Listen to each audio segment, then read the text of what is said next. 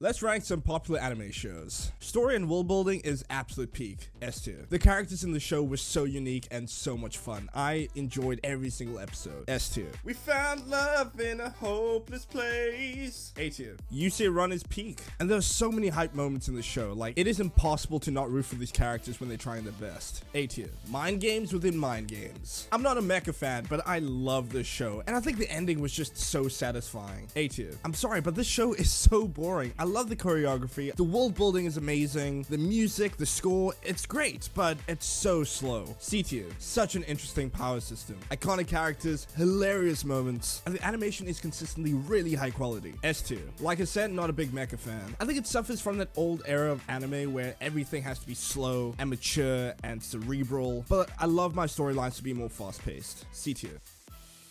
Let's rank some more popular anime. The bass in these explosions were peak, guys. But honestly, none of these characters have that much depth. It's kind of a what you see is what you get situation. I'll give it a B. This one goal of trying to find the Philosopher's Stone leads these characters to uncovering a much darker side to their world and people. It has adventure, action, romance, and the comedy is always on point. S tier. Horny chefs with very good looking food. C tier. I think I might have said that I didn't like mecha anime, but this transcends it. Story, animation, everything. Amazing. S tier. Hinata's journey, with the disadvantage of being short, makes you want to keep on watching. And then you get introduced to all these other characters with their own struggles, and then you see them grow after every match or after every training session. It's so relatable and so emotional. S tier. Hunter x Hunter to date has the most complicated power system ever, but this also introduced really interesting powers that we used in well thought out strategies. Despite how long the anime was, there wasn't actually a lot of filler, which always puts an anime in good books with me.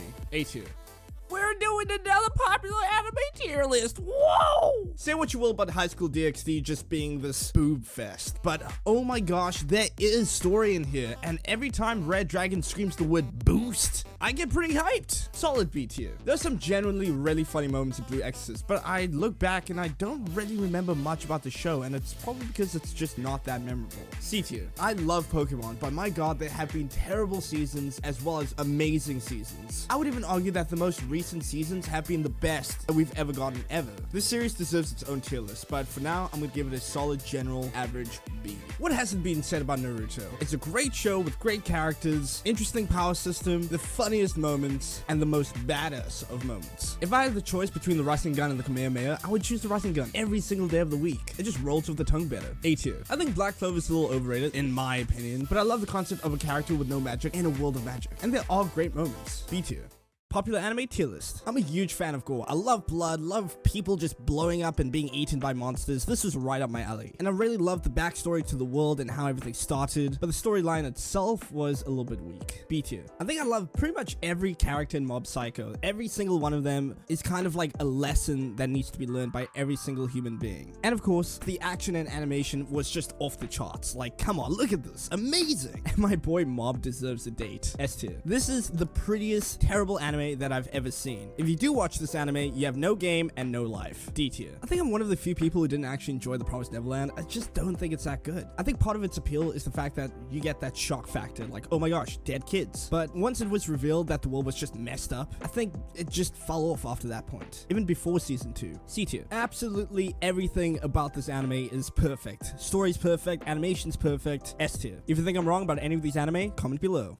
Popular anime tier list, part 5. You can't argue that the second season was slowly paced, but I felt engaged every single episode. It subverts the very idea of what a shonen anime is meant to be. It's so emotional. S tier. Dude, this story was as weak as the main character. Why do people like this show? D tier. Now this is time travel done right. ReZero is a masterpiece. I don't mind my main character being weak, but if he has no effect on the story, why is he there in the first place? There are so many horrifying moments that still scar me even today in the show. S tier. What hasn't been said about this? The animation is amazing, the fights look so breathtaking, so many hype moments. But similarly to God of High School, I feel like a lot of the story can be quite surface level. A tier. Some anime are so intricate in their writing, their characterizations, and they challenge certain moral and ethical questions to the point that you just start looking at the world in a completely different way. Death Note does this. S tier. If I hate on your favorite anime, let me know.